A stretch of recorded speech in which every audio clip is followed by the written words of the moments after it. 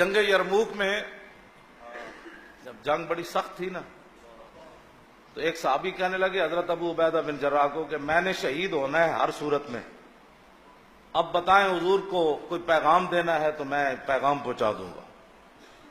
ابو عبیدہ بن جراح کو سپہ سالار تھے، تو ایک صحابی کہنے لگے میں نے شہید ہونا ہے، حضور کی بارگاہ میں کوئی پیغام پہنچانا ہے تو عرض کریں۔ کہا کہ وَتُقْرِئُ عَنِّ السَّلَامَ، کہا جب آپ پہنچے نا تو میری طرف سے حضور کو سلام عرض کرنا، اور کیا کہنا، وَتَقُولُ يَا رَسُولَ اللَّهِ إِنَّا قَدْ وَجَدْنَا مَا وَعَدَنَا رَبُّنَا حَقًّا، حضور جو اللہ نے آپ کے ذریعے ہمارے ساتھ وعدے کیے تھے ہم نے سارے پورے پا لیے۔ اس وقت بھی ان کو یہی بات یاد تھی کہ رسول اللہ کو جا کر عرض کرے کہ ہم بالکل مطمئن ہیں، جنگ یرموک میں ہم پریشان نہیں ہیں کہ 3.5 لاکھ ان کی فوج ہے اور ہم 36,000 ہیں، جا کر کہنا کہ یہ وعدہ جو آپ نے کیا تھا نا، آج 3.5 لاکھ بھی آ گئے اور ہم 36,000 کھڑے ہیں سامنے۔ اور حضرت ابو سفیان نے کہا کہ یا معاشر الاسلام حضر ما ترون، کہا اے اہل اسلام دیکھ رہے ہو یہ صورتحال۔ اگلی بات بڑی عجیب ہے، آپ نے فرمایا فہذا رسول اللہ، فرمایا حضور بھی یہاں موجود۔ بس بات تو اتنی ہے، اب حضور موجود ہیں تو بات پھر ختم ہو گئی۔ اور مدینہ پاک سے پیغام آیا جنگ یرموک میں، عورتوں نے لکھا صحابہ کو کہ انتم انصار اللہ، فرمایا تم ہو دین کے مددگار، اور اللہ ینصر من نصرہ، اللہ اسی کی مدد کرتا ہے جو پہلے اللہ کی مدد کرے۔ یہ فرق ہے، آپ دین کا پہلے کام کریں گے پھر مدد آئے گی۔ ستیا صحابہ بدر فرشتے تب آئے جب صحابہ بدر میں پہنچے، مدینے میں 100 فرشتے نہیں آنے تھے۔ پہلے شرط ہے اللہ ینصرو، اللہ مدد کرتا ہے، من اس شخص کی نصرہ، نصر ماضی ہے، پہلے اللہ کی جو مدد کرے گا مراد اللہ کے دین کی، پہلے مدد تم نے کرنی ہے، اللہ کی مدد آئے گی بعد میں۔ بس یہ بات پکی ہے۔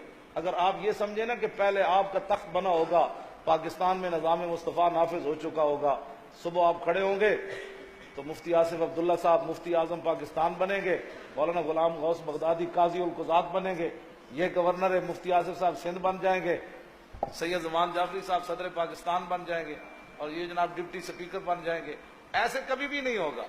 ہاں یہ بات میری یاد رہے، اگر کام کرنا پہلے دین کا کام کرو، پہلے دین کا کام کرو تو پھر اس کے بعد ابو ہریرہ بھوک کی وجہ سے گر جاتے تھے مسجد نبوی شریف کے دروازے پر، لیکن جب دین کا کام کیا تو پھر بحرین کے گورنر بنے، اور ریشمی رومال سے ایسے ناک بھی صاف کیا، اور میں واہ واہ ابو ہریرہ، ایک وقت وہ تھا تمہیں روٹی نہیں ملتی تھی، آج حضور کی وجہ سے گورنر بن گئے ہو تم سن۔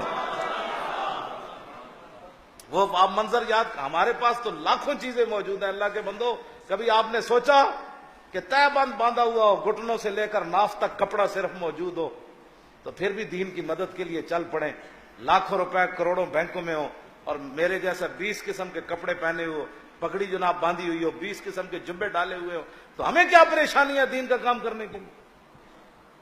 جن کے پاس پیٹ پر پتھر بندھے ہوں پھر مٹی کے ٹوکرے سر پر اٹھا لے۔ میں نے اور آپ نے کیا کیا ہے مجھے یہ بتائیں؟ 20 قسم کے کھانے کھا کر بھی ہم دین کا کام نہیں کرتے۔ اس واسطے میں اس بات کی آپ سے آرزو کروں گا کہ آپ اپنے کان بند کر دیں۔ یہ کیا ہے؟ انہوں نے کہا کچھ بھی نہیں ہے، حضور کے دین کا کام کر رہا ہوں۔ تیرے پیٹ میں کوئی درد ہے؟ یہ کام کتنا ہوتا ہے طریقے کا، اس نے جس نے لایا گلی وہ دینا ٹور چلی، یہ ایسے نہیں ہو گیا۔ ہاں جی، یہ پنجابی میں کہتے ہیں جنہیں گلی لایا وہ دینا ٹور چلی، اے نہیں، گنگا گئے تھے گنگا نال، جمنا گئے تھے جمنا داس، یہ کیا بات ہوئی؟ ان کا بند، بس حضور کی بات کرو۔ ہمیں جن نعرہ ہم نے سارے نعرے کر دیے بند، اب جب نعرہ لبیک ہے تو پوچھو بھائی تیرے پیٹ میں کیا درد اٹھایا ہے؟ ہم نے یہی کہا انہیں جانا، بس بات ختم ہے۔ ہمارا کوئی منشور، کوئی لمبے چوڑے لوگوں کے منشور ہوں گے، ہمارا ایک ہی منشور ہے، انہیں جانا انہیں مانا، بمصطفیٰ برساں خیشرا کے دی ہم آؤز گربعو نہ رسیدی تمام بولا۔ یہ ہمارا اتنا مختصر دستور ہے، منشور ہے، اس میں کیسر و کسرا کے خزانے بھی آ جاتے ہیں۔ کیوں جی؟